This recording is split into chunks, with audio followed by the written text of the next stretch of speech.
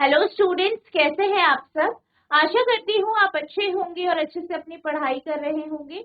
मैं मोनिका रावत आपका स्वागत करती हूँ आईसीटी वर्चुअल क्लासरूम देहरादून में। बच्चों, आज हम क्लास 11th का जो आपका सब्जेक्ट है फिजिक्स, उसका chapter thermal properties of matter को कंटिन्यू करेंगे। पिछले लेक्चर में हम यहाँ पे हीट ट्रांसफर के कॉन्सेप्ट को पढ़ रहे थे, जिसमें हमने कंडक्शन प्रोसेस के बारे में पढ़ा था, चालन प्रक्रिया के बारे में पढ़ा था और ये जाना था कि जो चालन प्रक्रिया होती है वो जो है आपके सॉलिड्स में देखने को मिलती है। और यहाँ पे क्या होता है, हीट का ट्रांसफर होता है, ऊष्मा का स्थानांतरण होता है। और क्यों होता है? क्योंकि सारे के सारे जो मॉलिक्यूल्स हैं, जो भी आपके कण हैं लोहे के, वो आपस में जो है बहुत पास पास होते हैं, जिस कारण क्या होता है, हीट का ट्रांसफर होता है और जो ऊष्मा है वो एक सिरे से दूसरे सिरे की ओर मूव करती है। हमने यहाँ पे हीट के कॉन्सेप्ट के बेस में आपका जो फॉर्मूला होता है वो हमने देखा था, ठीक है, कि जो आपका हीट होता है जिसे आप Q अपॉन T के रूप में भी यहाँ पे बात करते हैं, और ये बराबर होता है आपका KA TC minus TD upon L। ये हमने फॉर्मूला देखा था, ठीक है। इसके बेस में हमने एक प्रश्न भी करा था, आपका क्वेश्चन था, वो भी हमने देखा था, ठीक है। अब हम बात करते हैं अगले प्रश्न की। आपका जो अगला प्रश्न है वो कुछ इस तरीके से है। द आयरन बार, ठीक है, एक आयरन बार दिया है। L1 यानी लंबाई इसकी 0.1 मीटर है, एरिया जो है 0.02 मीटर स्क्वायर है, के thermal conductivity 79 what per metre per kelvin है, और जो आपका दूसरा बार है वो ब्रास का बना है, इसकी लंबाई 0.1 मीटर है, एरिया 0.02 मीटर स्क्वायर है, thermal conductivity 109 watt per metre per kelvin है। They are shoulder each other, और इनको क्या किया गया, आपस में एक दूसरे के साथ जोड़ा गया है, जैसे कि फिगर में दर्शाया गया है। The free ends of the iron bar and the brass bar are maintain at 373 kelvin and 273 kelvin. और क्या कहा गया है कि जो लोहे का बार है उसे 373 केल्विन पे रखा गया है और जो ब्रास का बार है उसे 273 केल्विन पे रखा गया है। Obtain expressions for enhance compute, आपको क्या करना है, इनके लिए एक्सप्रेशंस जो है वो निकालनी है और क्या कंप्यूट करना है, क्या निकालना है। The temperature of the junction of the two bar, यहाँ पे जो आपका टेम्परेचर होगा, ठीक है, वो आपको निकालना है, यानी जंक्शन में या जो जोड़ है वहां पे तापमान कितना होगा ये आपको निकालना है। The equivalent thermal conductivity of the compound bar, इस कंपाउंड बार के लिए एक इक्विवेलेंट थर्मल कंडक्टिविटी यानी K का मान आपको निकालना है। The heat current through the compound bar, और आपको यहाँ से हीट करंट भी यहाँ पे से निकालना है, ठीक है, तो ये आपको यहाँ पे निकालना है, ठीक है। अब सबसे पहले जो इन्फॉर्मेशन दी गई है इसे नोट कर लेंगे। सबसे पहले आपको आयरन बार के बारे में दिया गया है, और आयरन बार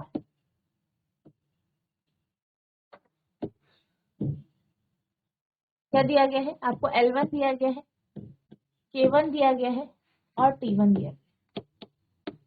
L1 यानी लंबाई यानी लेंथ, ठीक है, ये आपका थर्मल कंडक्टिविटी हो गया।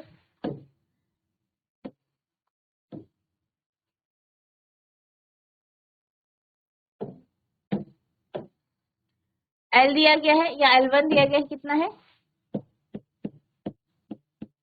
0.1 मीटर। एरिया दिया गया है, area of cross section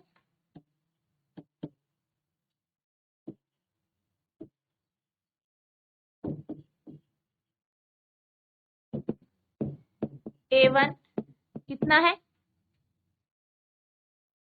0.02 metre square, ठीक है। नेक्स्ट है K1 यानी thermal conductivity 79, thermal conductivity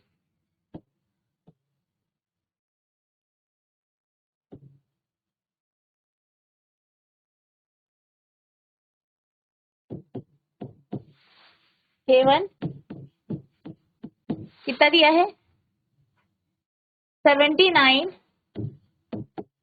what per metre per kelvin,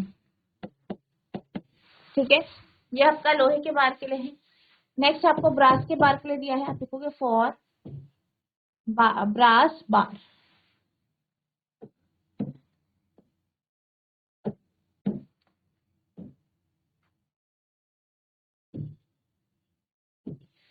इसकी जो लंबाई है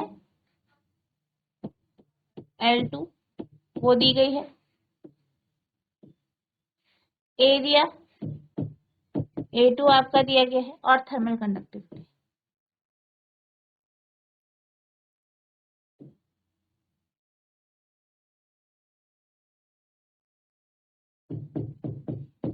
ठीक है, L2 कितना है 0.1, A2 कितना है 0.02, 0.1, 0.02 और क्या दिया गया है आपको, thermal conductivity.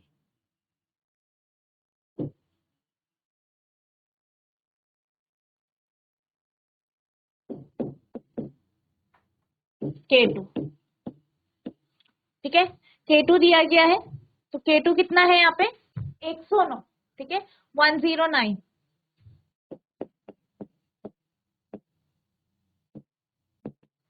What per metre per kelvin.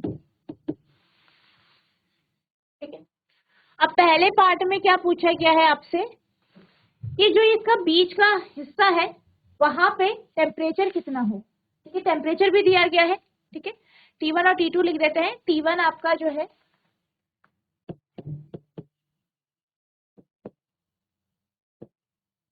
T1 जो है कितना है 373 केल्विन, और यहाँ पे जो T2 है यानी जो दूसरा आपका टेम्परेचर है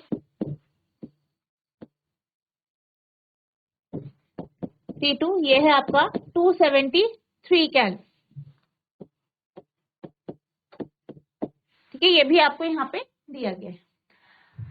टेम्परेचर निकालना है, कहाँ पे निकालना है, फर्स्ट पार्ट में obtain temperature at the junction, यानी इस हिस्से में। तो हम क्या कर लेते हैं, जंक्शन पे जो टेम्परेचर है उसे T0 मान लेते हैं। आप लिखेंगे लेट द टेम्परेचर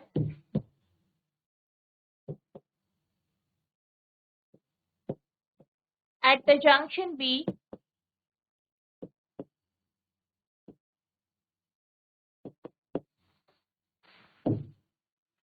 T0। ठीक है, अब हीट का फॉर्मूला जो हमने पढ़ा है, क्या पढ़ा है उसको हम देख लेते हैं। क्या है K1 A1, ठीक है, temperature difference T1 minus T0 upon आपका जाएगा L1। ठीक है, तो यहाँ पे आपका हीट होगा।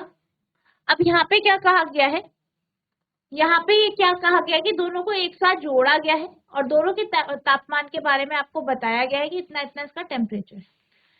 दोनों का जो टेम्परेचर होगा क्योंकि एक साथ जुड़े हैं तो सेम आपका हीट जो रेट ऑफ फ्लो है हीट का वो आपका सेम होगा। ठीक है, सेम मात्रा में आपका हीट का फ्लो होगा, तो ये बराबर हो जाएगा आपके K2 A2 T0 minus T2 upon L2। ठीक है, ये हो जाएगा। अब यहाँ पे एक और चीज है, यहाँ पे आप देख सकते हैं कि A1 और A2 दोनों बराबर है, A1 A2 बराबर है। ठीक है, L1 L2 ये भी बराबर है। ठीक है, L1 L2 बराबर है और K1 K2 बराबर, तो आप लिखेंगे since L1 equals to L2 equals to L ले लेते हैं, जो कि कितना है 0.1 मीटर, और क्या है आपका, और एरिया भी है, यानी A1 equals to A2 0.02 metre का स्क्वायर। ठीक है, यहाँ पे ये आपके पास दिया गया है। अब हम क्या करेंगे, L1 L2 की जगह L लिख लेते हैं, A1 A2 की जगह हम A लिख लेते हैं। ठीक है, सॉल्व करेंगे फर्दर। आप लिखेंगे K1A T1 minus T0 upon L equals to K2A T0 minus T2 upon L। ठीक है, ये आपका ऐसे आ जाएगा। सॉल्व करेंगे, एल से एल कैंसिल, ए से ए कैंसिल, वैल्यूज पुट करेंगे, या हमें यहाँ पे टी नॉट निकालना है, टी नॉट एक साइड कर लेते, तो ये हो जाएगा K1 T1 minus K1 T0 equals to K2 T0 minus K2 T2। ठीक है, T0 को एक साइड कर लेंगे, K2 T0 ये इधर आ जाएगा, ये आप दोनों को एक साइड रख दीजिए, ये नेगेटिव हो गया, नेगेटिव K1 T0 इधर लाए, इसे इधर ले जाएंगे तो ये हो जाएगा K1 T1, ये भी नेगेटिव हो जाएगा और ये नेगेटिव K2 T2, नेगेटिव हट जाएगा तो K2 T0 plus K1 T0 equals to K1 T1 plus K2 T2। T0 common ले ले, T0 कॉमन आ गया, K2 प्लस K1, ये K1 plus K2 equals to K1 T1 plus K2 T2। ठीक है, further solve करेंगे इसे। ठीक है, फर्दर इसे सॉल्व करेंगे, T0 की वैल्यू निकालेंगे, तो T0 आ जाएगा आपका T0 equals to K1 T1 plus K2 T2 upon K1 plus K2। अब यहाँ पे आप वैल्यूज पुट करेंगे। ठीक है, K1 K2 की वैल्यू, T1 T2 की वैल्यूज आप पुट करेंगे, तो K1 की वैल्यू कितनी है, K1 है 79, K2 है आपका K2 79 और 109, 79 109, T1 की वैल्यू 273 है,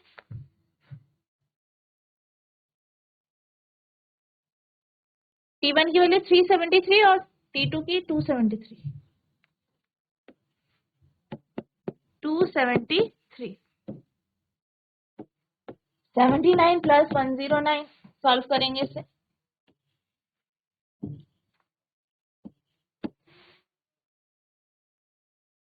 ठीक है, ऊपर सॉल्व करेंगे,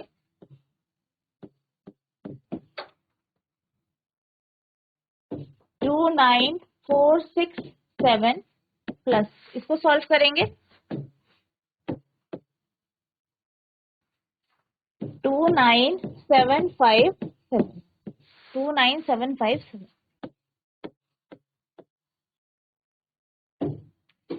तो ये आ जाएगा आपका 315.02 केल्विन। ठीक है, तो ये आपका यहाँ पे आंसर आ जाएगा, आप इसे नोट करेंगे।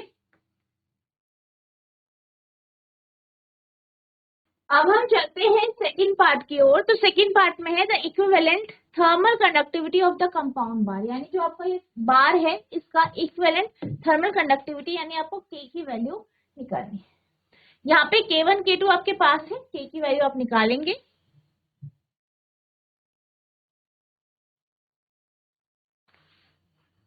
तो इसका जो फॉर्मूला है वो है आपका K। ठीक है, इसका जो फॉर्मूला है वो आपका है K equals to K1 K2 upon K1 plus K2। तो इस फॉर्मूले में आप वैल्यूज रख के क्या करेंगे, इसे सॉल्व करें। ठीक है, तो यहाँ पे 2 इंटू K1, K1 की वैल्यू कितनी है, K1 है 79, K2 है 109, 79 109, 79 प्लस 109, सॉल्व करेंगे,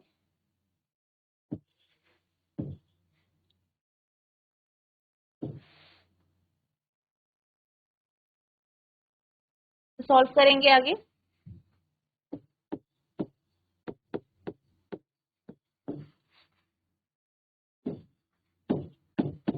एट 611, फर्दर इसे सॉल्व करेंगे,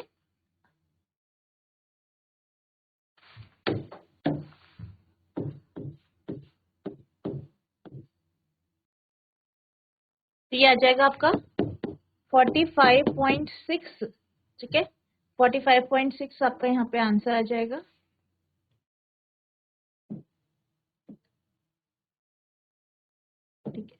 45.6 अप्रोक्सीमेट आपका ये आंसर आएगा। What per metre per kelvin. ठीक है, यहाँ पे आपका जो है 2 भी मल्टीप्लाई में था। ठीक है, यहाँ पे आपका 2 भी था मल्टीप्लाई में, तो ये आपका 2 से मल्टीप्लाई होगा।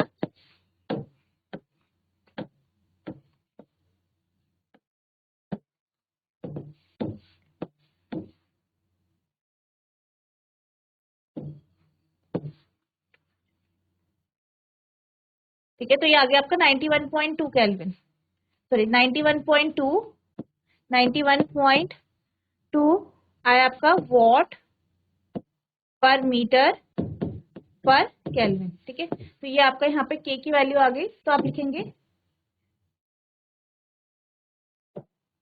कि जो आपकी थर्मल कंडक्टिविटी है, thermal conductivity of compound is 91.2 what per metre per kelvin. ठीक है, ये आपका आंसर यहाँ पे आ जाएगा, नोट करेंगे इसे। ठीक है, अब हम चलते हैं इसके अगले पार्ट की ओर। जो आपका लास्ट पार्ट है यहाँ पे, वो है the heat current through the compound bar.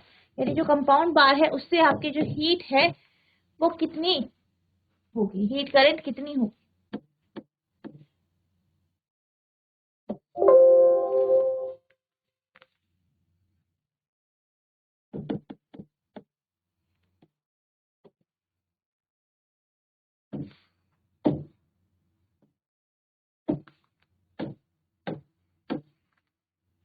C part.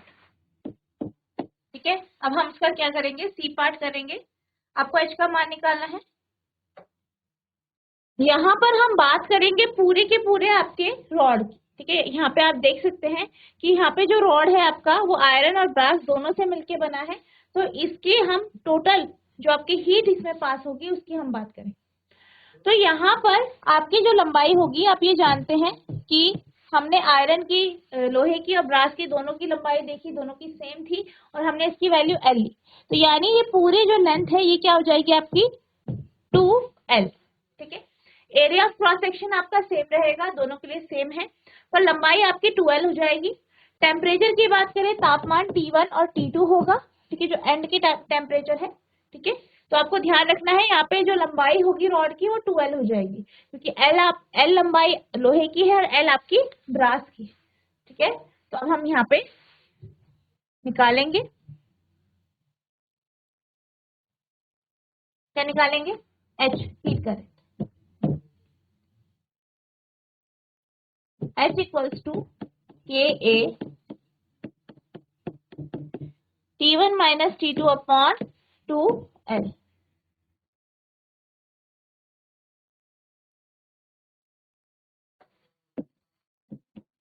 ठीक है, K कितना आया है आपका 31, ये टेम्परेचर है, K है आपका 91.2। ठीक है, 91.2, A कितना है आपका, वही है 0.02।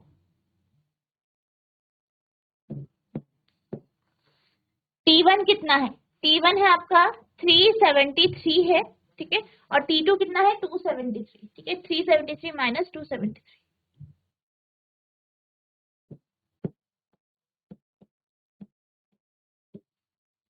अपॉन 2 इंटू L कितना है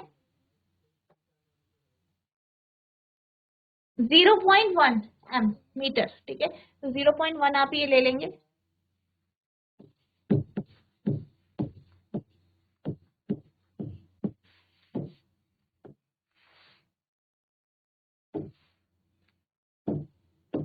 टू 5 या 10, 2 6 या 12। ठीक है, सॉल्व करेंगे इसे फर्दर, तो ये होगा आपका 45.6।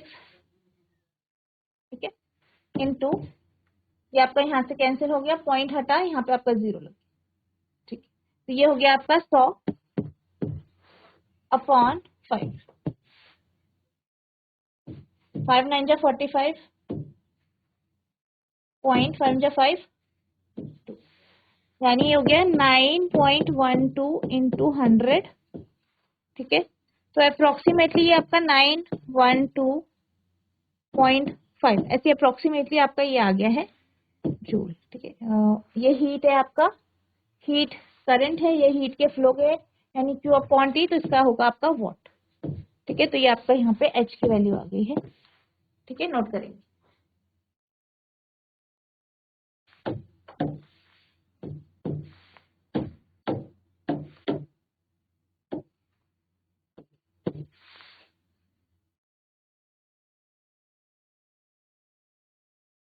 अब हम चलते हैं अगली प्रक्रिया की तरफ। तो अगली प्रक्रिया जो है आपकी हीट ट्रांसफर की, ऊष्मा स्थानांतरण की, वो है कन्वेक्शन, ठीक है।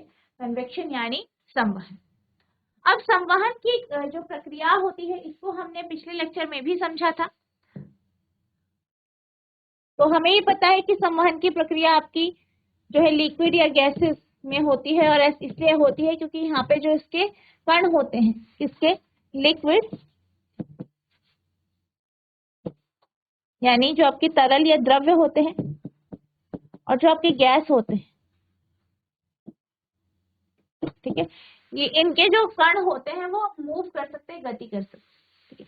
इसका उदाहरण हम ले सकते हैं। मान लीजिए आपने एक बर्तन में पानी रखा और उसे आप गर्म कर, अब क्या होता है, आपने देखा होगा कि पानी तो हम नीचे से गर्म कर रहे होते हैं, लेकिन पानी पूरा का पूरा गर्म हो जाता है। ऐसा क्यों होता है? ऐसा इसलिए होता है क्योंकि पहले शुरुआत में जब आपने यहाँ पे इसे आग के ऊपर नहीं रखा था, पूरा का पूरा पानी ठंडा था। तो जैसे ही आपने यहाँ लौ के पास रखा, तो जो लौ के पास का एरिया है यानी ये वाला जो क्षेत्र है, यहाँ का पानी क्या हो गया, गर्म हो गया। गर्म हुआ तो क्या हुआ, हल्का हो गया। गर्म होके क्या हो जाता है, हल्का हो जाता है, और ये जो है ऊपर की ओर गति करने लगा। ये पानी ऊपर की ओर गति करने लगा। वहीं ऊपर का पानी कैसा था, ठंडा था। ठंडा था इस कारण क्या हुआ, ये भारी हुआ, और ये ग्रेविटी और ठंडे होने के कारण, भारी होने के कारण नीचे की तरफ आया। अब क्या हुआ, यहाँ से पानी फिर गर्म हुआ, ये ठंडा पानी ऊपर गर्म होके ऊपर चला गया, फिर और पानी नीचे आया, वो गर्म हुआ, फिर ऊपर गया। तो इस तरीके से ये प्रक्रिया या ये साइकिल इस तरीके से चलती रही, और क्या हुआ, आपका पानी पूरा का पूरा गर्म हो गया। तो ये जो प्रक्रिया यहाँ पे हो रही है, ये कन्वेक्शन प्रोसेस है, जिसे आप क्या कहते हैं, संवहन, ठीक है, संवहन कहते हैं। तो इसी प्रक्रिया में ऐसा होता है, और बेसिकली यहाँ पे जो आपके द्रव्य होते हैं या जो आपके फ्लूइड्स होते हैं, उनमें ही यह प्रक्रिया देखी जाती है, और इसी प्रक्रिया से द्रव्य में ही आपकी जो मेटल है, जो आपके पदार्थ है, वो गर्म हो, ठीक है। तो यहाँ पे क्या होता है, ये आपके एक नेचुरल प्रोसेस है। जैसे हमने यहाँ पे किसके बारे में देखा, आपके पानी के बारे में, कि पानी इसी तरीके से आपका गर्म होता है। इसी तरीके से अगर हम बात करें थल समीर, और जो आपके थल समीर होता है और जल समीर होता है, समुद्री समीर, और जो आपका समुद्री समीर और जो आपका थल समीर होता है, ये भी इसी वजह से होता है। यहाँ पर क्या होता है, पहले अगर हम बात करें जो आपका लैंड ब्रीज, सॉरी जो आपकी सी ब्रीज है, सी ब्रीज की बात करते हैं। अब सी ब्रीज के समय क्या होता है, दिन के समय आप जानते हैं हमें ऊष्मा कहाँ से मिलती है, सूर्य से मिलती है। तो सूर्य की जैसे ऊष्मा, यहाँ पे आपकी हीट जो है आ रही है, ऊष्मा। अब क्या होता है कि जो आपके पानी होता है, पानी की एक टेंडेंसी होती है, पानी की एक विशेषता होती है कि ये जल्दी से गर्म नहीं हो। वहीं अगर हम बात करें लैंड की, तो लैंड या थल जो है वो जल्दी से गर्म हो जाता है। पानी जल्दी से गर्म नहीं होता, यानी पानी के ऊपर की जो हवा है वो कैसी है, ठंडी। वो कैसी है, ठंडी। वहीं जो लैंड है या जो थल है, उसके ऊपर की हवा कैसी है आपकी, गर्म है। क्यों? क्योंकि आपका जल्दी से गर्म हो जाता। तो क्या होता है कि जो थल के ऊपर जो हवा है वो गर्म है, गर्म होने के कारण वो क्या करती है, वो हल्की हो जाती। जैसे अभी हमें कन्वेक्शन का जो हमने अभी उदाहरण देखा, जिसमें हमने पानी गर्म होने के बारे में जाना, तो उसमें क्या देखा कि जो पानी है वो गर्म होता है, हल्का हो जाता है, ऊपर उठ जाता है। यहाँ पे क्या होता है कि जो स्थल है या जो ये जगह है, इसके ऊपर की जो हवा है वो कैसी है, गर्म है। गर्म होने के कारण वो हल्की हो गई, हल्की होने के कारण वो ऊपर की ओर उठ गई। ठीक है, ऊपर की ओर चली गई। अब ये ऊपर की ओर उठ गई, वही क्या हुआ, जो ऊपर हवा थी वो ठंडी थी, और साथ ही साथ जो आपका ये समुद्र के ऊपर की जो हवा है वो भी ठंडी है, तो ये भारी हो गई है। ठीक है, तो क्या हुआ, ऊपर की जो ठंडी हवा थी वो इधर की तरफ आई, और यहाँ की जो ठंडी हवा थी वो लैंड की तरफ चली गई। क्यों चली गई? क्योंकि थल के ऊपर जगह खाली हो, गर्म हवा ऊपर उठ गई, थल के ऊपर की जो हवा है वहां पे जगह खाली हो गई, और यहाँ की जो ठंडी हवा है, समुद्र की ठंडी हवा, वो थल की तरफ चली। फिर क्या हुआ, फिर वो गर्म हुई। ठीक है, फिर वो हवा जो थल के ऊपर गई वो गर्म हुई, और फिर वो हवा गर्म होके हल्की हुई और ऊपर की ओर उठ गई। फिर क्या हुआ, ठंडी हवा जो है यहाँ से, यानी आपके जो समुद्र है, सागर है, वहां से ठंडी हवा फिर आपकी लैंड की तरफ गई, फिर वो गर्म हुई, फिर उठी, फिर ऊपर की ठंडी हवा नीचे आई, क्योंकि ऊपर जाते जाते हवा क्या हो जाती है, ठंडी हो जाती है। फिर वो नीचे आई, ठंडी हुई, और फिर इस तरीके से आपकी ये प्रक्रिया चलने लगी। यानी जो गर्म हवा है उठने के बाद ठंडी हुई, ठंडी होके भारी हुई, फिर वो नीचे आई, और नीचे किधर आई, वो आपके समुद्र में या सागर के। और इस तरीके से ये प्रक्रिया चलती रही। इसी को हम क्या कहते हैं, सी ब्रीज कहते हैं या समुद्री समीर कहते हैं। और ये जो प्रक्रिया होती है, ये आपके जो कोस्टल रीजन होते हैं या तटवर्ती इलाके होते हैं, वहां पर आपको ये प्रक्रिया बहुत अच्छे से जो है महसूस होती है, क्योंकि आपने देखा होगा कि तटवर्ती इलाकों में बहुत तेज और ठंडी हवाएं चलती हैं। तो वो ठंडी हवाएं जो चलती हैं वो इसी वजह से चलती हैं, और इसी कारण क्या होता है, आपका टेम्परेचर वहां पे जो है कोस्टल रीजन में थोड़ा सा आपको हवा ठंडी दिखती है। ठीक है, अब हम बात करते हैं जो आपका जो है लैंड ब्रीज की, यानी थल समीर की। अब जब हम थल समीर की बात करते हैं तो बेसिकली इस प्रकार की प्रक्रिया आपको नाइट में यानी रात के समय दिखाई देती है। रात के समय यह प्रक्रिया होती है। क्या होता है रात के समय? रात के समय आपका सूर्य जो है वो चला जाता है, डूब जाता है। नॉर्मल लैंग्वेज में हम बोलते हैं कि सूर्य डूब गया है, रात हो गई। रात हो गई यानी ठंडा हो गया है। अब यहाँ पे क्या होता है कि जिस प्रकार से पानी की टेंडेंसी या जो आपके सी है, समुद्र है, उनकी टेंडेंसी थी कि वो जल्दी से गर्म नहीं होते हैं, उसी प्रकार से जब सूर्य चला जाता है तो ये जो है गर्म होने के बाद जल्दी से ठंडे नहीं होते। यानी जो आपके सागर है, महासागर है, या जो भी जलाशय हैं, ये ठंडा होने में समय लगाते हैं। वहीं अगर हम थल की बात करें, लैंड की बात करें, तो लैंड में क्या होता है, ये जल्दी से गर्म हो जाते हैं। गर्म हो जाते हैं यानी कि गर्म हो जाते हैं, और इसी तरीके से जब ठंडा होता है, रात के समय ठंडा होता है, तो ये जल्दी से ठंडे भी हो जाते हैं। यानी इनके ऊपर की जो हवा है वो ठंडी हो जाती है, वहीं पानी के ऊपर की जो हवा है वो आपकी जल्दी से ठंडी नहीं होती। यानी पानी के ऊपर या जलाशयों के ऊपर जो हवा होती है वो गर्म होती है। अब जलाशय के ऊपर हवा जो है वो गर्म है, समुद्र के ऊपर जो हवा है वो गर्म है, जिस कारण ये हवा कहाँ हो जाती है, ऊपर उठ जाती है। और जो आपके लैंड है, थल है, उनके ऊपर जो ठंडी हवा है वो गति करके इसके जलाशयों के ऊपर जाकर गर्म हो जाती है। अब ये जो गर्म हवा ये ऊपर उठती है, ठंडी होती है, फिर ये भारी होके इधर आ जाती है। ठीक है, कहाँ पे, थल में या लैंड में। यहाँ फिर ये गर्म होती है, फिर क्या होता है, गर्म होने के बाद ये इधर जाती है। ठीक है, गर्म हो जाती है, गर्म होने के बाद ये क्या हो जाती है, जलाशयों में आके गर्म हो जाती है, फिर ऊपर उठ जाती है, ठंडी हो जाती है, ठंडी होके फिर लैंड में आती है, ठंडा रहती है, और फिर ये इधर, इस तरीके से ये साइकिल चलती रहती है। और ये जो प्रक्रिया है इसी को हम क्या कहते हैं, लैंड ब्रीज। तो दोनों जगह क्या हो रहा है, एयर करंट हो रहा है। लेकिन आप देख सकते हैं कि दोनों का समय अलग अलग है। जो आपकी सी ब्रीज है, समुद्री समीर है, वो दिन के समय होती है, वही थल समीर आपकी रात के समय होती है। और जो आपकी सी ब्रीज है, यहाँ पे ठंडी हवाएं आपकी समुद्र से थल की ओर आती हैं। वही रात के समय क्या होता है, ठंडी हवाएं जो है आपकी जो है जो आपके लैंड है यानी थल है, उससे समुद्र की ओर जाती है। ठीक है, तो इस प्रकार से जो है ये आपकी प्रक्रिया होती है। और ये भी क्या है, आपके कन्वेक्शन का उदाहरण है, जो कि आप कहाँ पे देख सकते हो, एयर या वायु में, या हमारा जो वायुमंडल है उसमें आप इस प्रकार की जो प्रक्रिया है या परिघटना है उसे आप देख सकते हैं। ठीक है, तो ये भी आपका कन्वेक्शन या संवहन का एक उदाहरण है। ठीक है, आप इसे ड्रॉ। तो बच्चों आज हमने जो आपका चालन प्रक्रिया है इसका हमने न्यूमेरिकल सॉल्व किया, साथ ही साथ कन्वेक्शन क्या होता है इसे हमने समझा। आई होप आपको ये टॉपिक समझ में आया होगा। हमने यहाँ कुछ उदाहरण के माध्यम से इसे समझा है। नेक्स्ट लेक्चर में हम रेडिएशन के कॉन्सेप्ट को डिटेल में समझेंगे, साथ ही साथ जो आपके आगे ब्लैक बॉडी रेडिएशन का कॉन्सेप्ट है उसे जानेंगे। तो बच्चों आज के लिए बस इतना ही, मिलते हैं अब नेक्स्ट सेशन में। तब तक के लिए thank you and have a nice day.